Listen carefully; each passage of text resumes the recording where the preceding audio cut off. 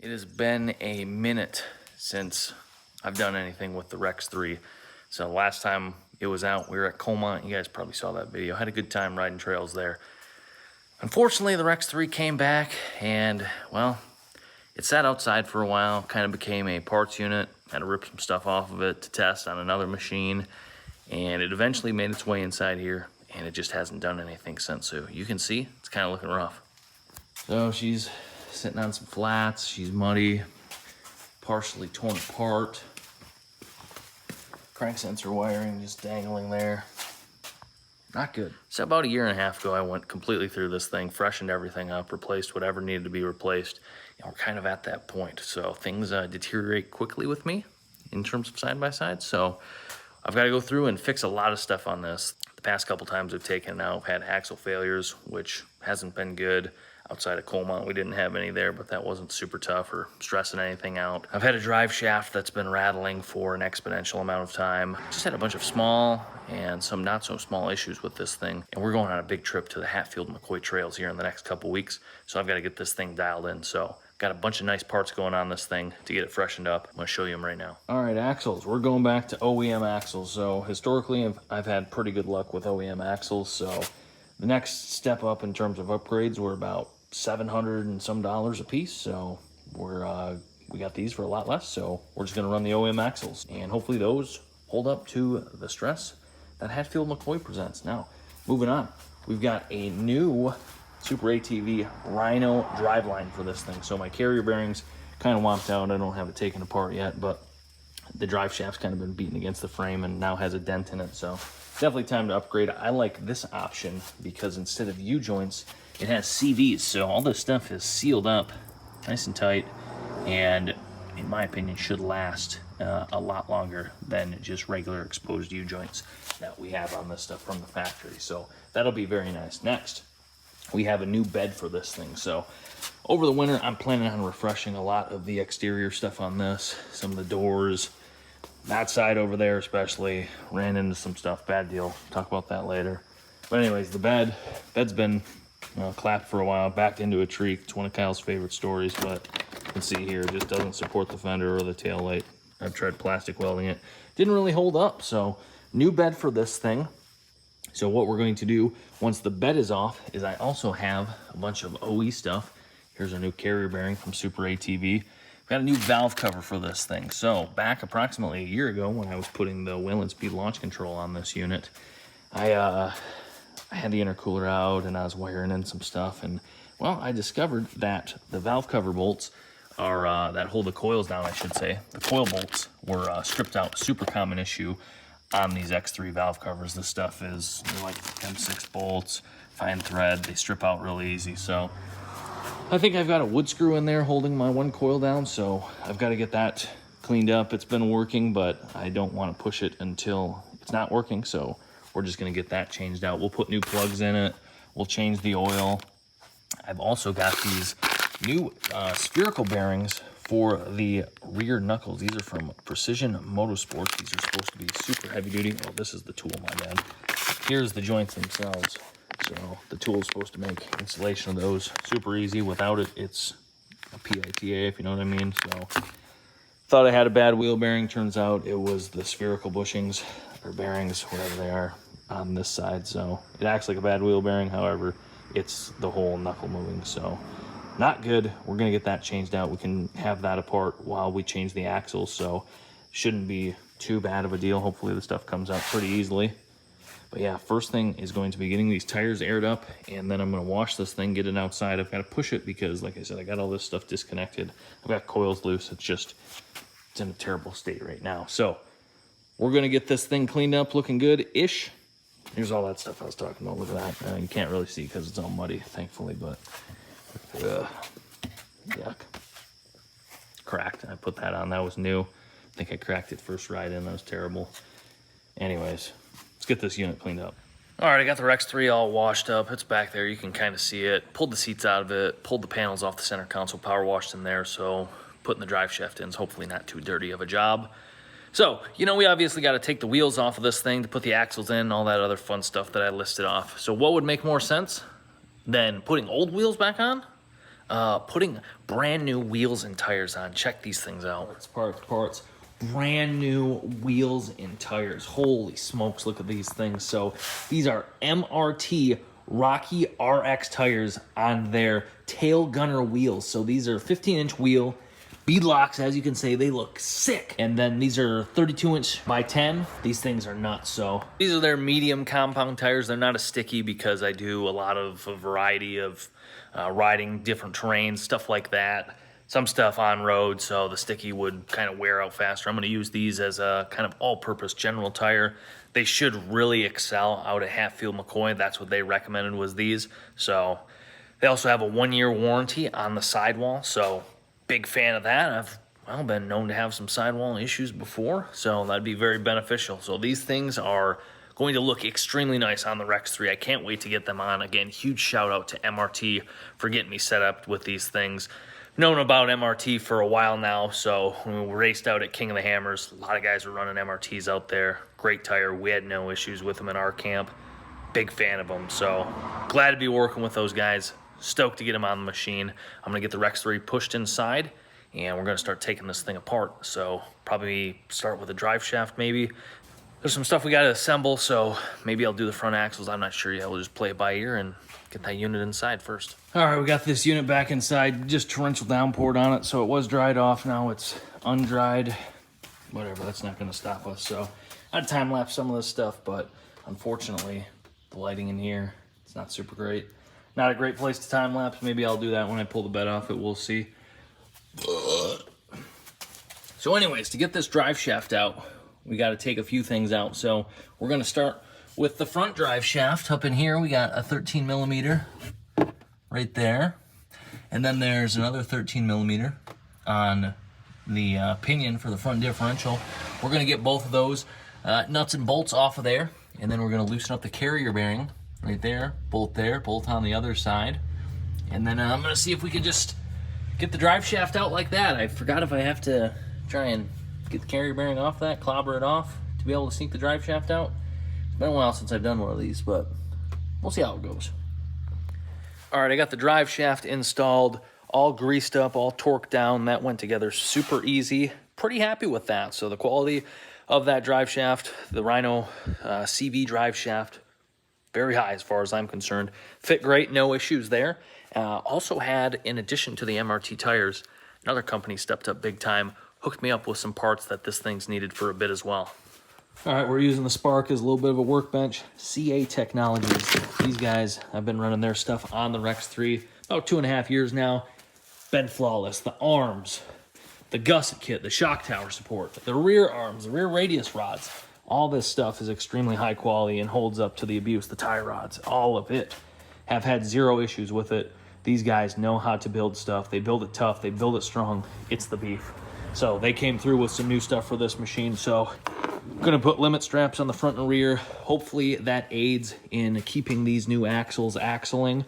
So kind of trying to reduce some of the travel of just letting the CVs go more than CVs should. I don't know. That's the thought at least. But in addition to that, the front limit straps really help with the clunking you get in the front end of these things.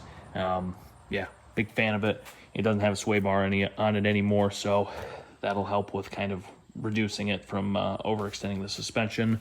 And then on the back, same deal there. Still got the sway bar on this. We'll talk about that because I've got their sway bar links right here that are going on. And then finally, I've liked these things for a while, just never put one on. This shifter gate. So that's it makes it super easy if you're kind of on some odd terrain to go from high to reverse very fast. You don't have to maneuver around. It's just one motion to go from either high to reverse or low to reverse, just straight ahead. So it takes the guesswork out of finding the correct gear. So also got their shift knob. This thing looks really clean, all ventilated and stuff. Looks pro. So I think what I'm going to do, I'm going to install this right now, and then I'll get to installing the stuff on the front end of this thing. So to get this installed, what we'll have to do is take off this factory shift knob right here. We'll overlay the CA Technologies piece onto the factory shift gate. We're going to trace out following this pattern right here, cut all the unnecessary plastic out with an oscillating tool.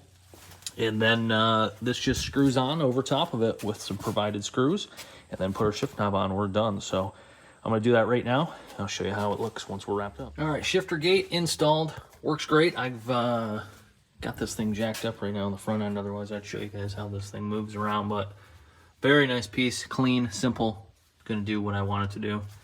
Big fan. So got the front end jacked up. We're gonna put the axles in this thing.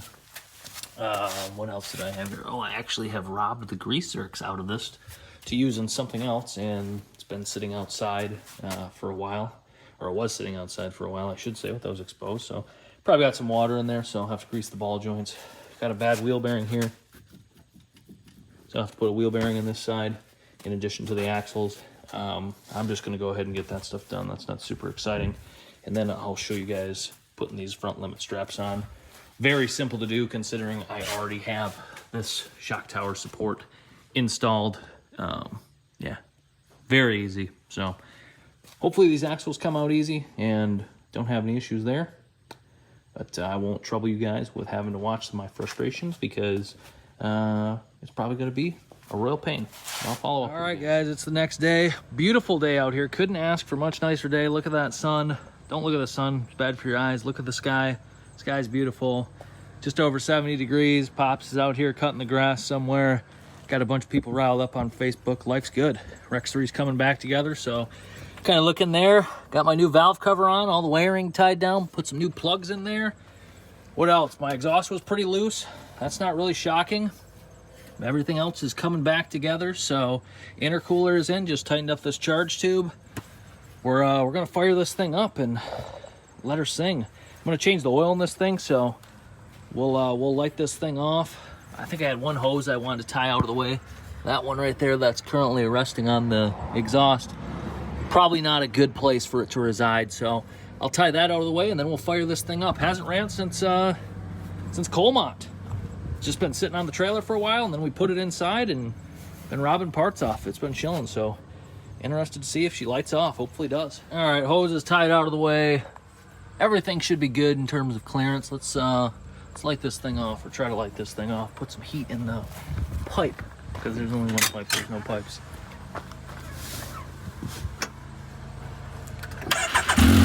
Oh, easy.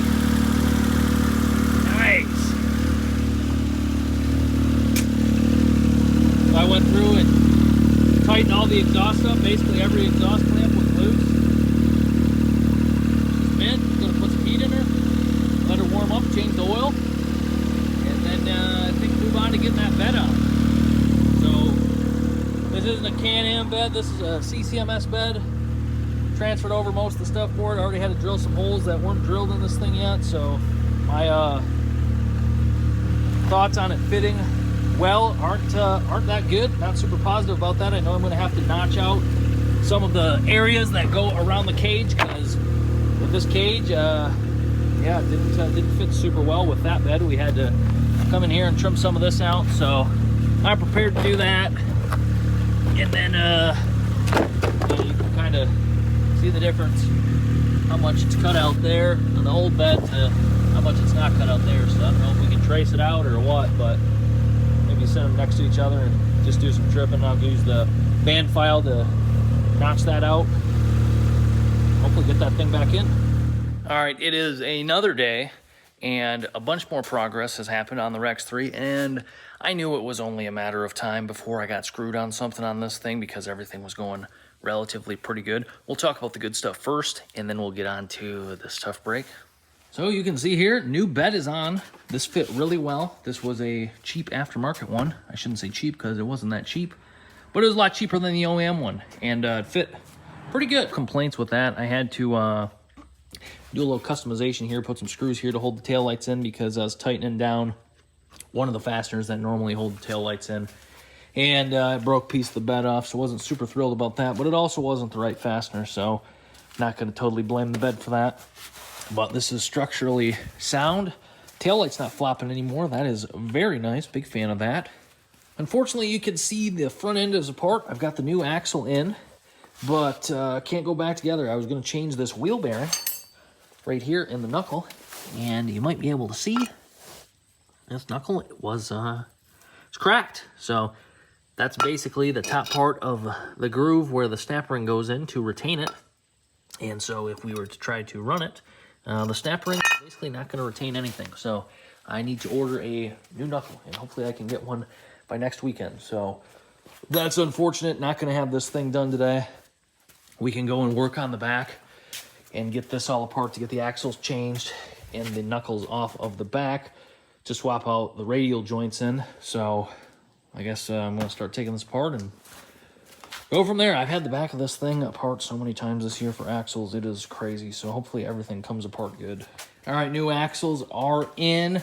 The driver's side was an absolute pain to get out. So I decided to take the passenger side apart, and that one came out first pull of the axle. So I just used a punch and a hammer, knock that side out. So that came out super easy. I've got the knuckles over here. Already got the radial joints knocked out, just using a air hammer to knock them out. These circlips suck to get out of there. Some of them are a little bit wavy, so I gotta try and flatten them out when they go back in. I'm gonna have my guy, Jimbo Slice. He's gonna press in the new joints. Those are in the freezer right now. He's gonna press those in tomorrow, so I don't have a real great press here. He's got a Pro one, so he's just gonna throw those in for me. So that'll be wrapped up, throw the circlips back in there. Those things will be ready to go in. And then one other thing, guys. So my friend Tyler from CA Technologies, he's an engineer there. He designs a lot of the stuff that those guys do. Maybe everything. I'm not quite sure. He designs a lot of stuff. And past couple years, he's been a good friend, helped me out on the Rex 3. I've gone riding with him. You guys probably remember we went to Windrock. He went to Durham Town with us. Good dude overall. A couple days ago, he had a unfortunate fire accident, and he got severely burned. So if you guys could, keep Tyler in your prayers if you say prayers. If not, just think about him. He's a good dude. He's designed a lot of stuff that make these machines really good. CA Technologies puts out a lot of good things, and Tyler's a good guy overall. So keep him in your thoughts. Wish him a speedy recovery. But for now, I've got to wait until those new radial joints are pressed in, and then this thing can start going back together. In the back end, the front end, I've already got my new knuckle ordered, so I got to wait for that to show up. So I'll keep you guys updated once we get the knuckles ready to go back on. So it's the next weekend, because I only really have the weekends to work on this thing. And we've got the Rex 3 on all 4 tires again, and it looks great on these new MRT wheels and tires. Take a look. So she's not scrubbed out yet. I literally just let it down off of the jack, but oh my gosh. We'll get it outside and take a look at these things, but man. Clean, clean, clean, clean. It looks like a beast. So we got new knuckle and wheel bearing over on the passenger front, and then back here we've got our knuckles with the replacement radial joints installed. Looking good there. Also back here, got our CA Tech limit straps and sway bar links. Super tough break on this side as I was trying to navigate the shock back into its pocket there on the trailing arm. The wiring for the Smart Shock pulled out, and well, yeah. So I've currently got a suspension light on the dash. Not good. Gonna have to order a wiring harness for the tune of about $200. So learn from my mistakes. Be very careful when you're navigating that shock around. I thought I had enough play in it to pull it out of the way and get it set back into the pocket, but apparently not. Just smoked the wires. So super tough deal there. Expensive lesson, I guess, but everything else is back together. These things look sweet. They look very clean. Kyle has these on his. He's had them for a while, and hopefully these help a bit with keeping the travel under control, and maybe I can save some axles. We'll see, though. New sway bar links. Look at those things. Oh, they look so good. Went together smooth. All that's really left, I got to put the center console piece back in there between the seats. Can't really see, it's super dark. But got to get these front limit straps on. So we're going to go over that kind of step by step. First things first, I've already got the lower shock bolts kind of loosened up. They're just chilling right there. We're going to get this thing jacked up. I've already got part of this system installed. So we've got the shock tower support already installed in the machine. We went over that a couple years ago when I first installed it, but you can kind of see in there, yeah, Not really, you'll just have to trust me, but it integrates into the gusset kit, ties everything in, makes that double shear triangulate stuff, makes it super strong. Our limit straps are going to integrate right in there. So we're gonna use the existing hardware up top, and then we have new hardware with these spacers down below to accommodate the strap. Get those kicked out to clear the springs. This shouldn't be a super big deal at all. So we've got these bolts down here loose, finger tight. We're gonna get this thing jacked up. And if you have a sway bar on yours, you might want to disconnect one of the links. That's going to make it a little bit easier to articulate the suspension to get your shock bolts lined up. But basically what we're going to do, we're going to get our limit straps installed on the top. They'll go in like this. Boom, right in there. We'll let them hang, and then we'll get our new hardware down there. And then with the suspension on the ground, we'll go ahead and put this part down here over the stud, but we'll go through this step by step for you guys. Okay, suspension is off the ground. We've got 19 millimeter bolt, 19 millimeter nut. We're gonna go ahead, pull that out for the shock. Suspension's gonna wanna drop down. That's not gonna be a big deal. We'll let it do that, and then we'll get our limit strap put in there, feed the bolt back through, get the shock lined up through there, and then put our nut back on. All right, the upper strap is mounted in there. We're gonna leave all the hardware loose until the end. We'll tighten up the hardware with the suspension off the ground. So this looks pretty good right here. We need to go ahead and get our lower bolt in. So it's gonna go bolt, washer, it'll go through the shock, and then it'll be a spacer, and then the limit strap, and then washer nut. All right, got the new hardware for the lower shock mount installed. Like I said, we're gonna wait till we have the other side done and the suspension can be completely compressed to slide over the limit strap. That'll make that very easy. I'm just gonna do the other side now. Gonna repeat the steps that I did up until this point, which was very easy, about 5 minutes into it. Hardest thing was getting this bolt out. So once I got it out far enough, I kind of put these channel locks on, and as I was running the impact out, kind of pushed out with the channel locks. So that helped. We're gonna do the same thing on the other side, and then we'll put these straps on. Oh, dang, look at that. Limit straps installed, all tightened down. No big deal. Easy job.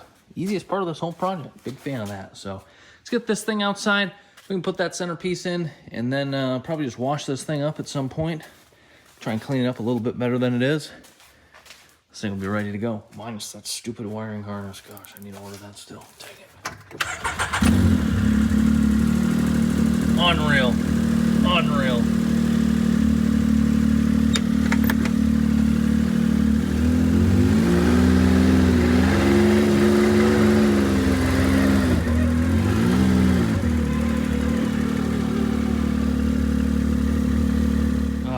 Look at this, you know, this thing is clean. So this thing is basically ready to go, minus the wiring harness for the smart shocks. That's on the way, overnighted it. This thing, don't look at that, that's bad. But outside of that, this thing is good shape. Look at these freaking MRT wheels. Oh, I can't get enough of those things. They look so good. The tires too, pure freaking 100% USDA beef, baby. This thing is ready for West Virginia. So that's going to do it for this video. Appreciate your guys' support in this matter. Appreciate the support of MRT and CA Technologies for getting the Rex 3 hooked up with some fresh parts. Absolutely needed them. That's going to be crucial for success in our West Virginia trip down to Hatfield McCoy trails. We're heading there this week. So again, appreciate your guys' support in this matter. Those that donate on Patreon, those that buy parts from me, those that bring stuff to me to work on. Huge support. Helps pay the bills, helps make some content, helps have some fun. So again, appreciate your guys' support in this matter. See you in a couple days. Let me know if you're looking forward to the Hatfield McCoy videos. I'm ready to get on there. So see you in a couple days.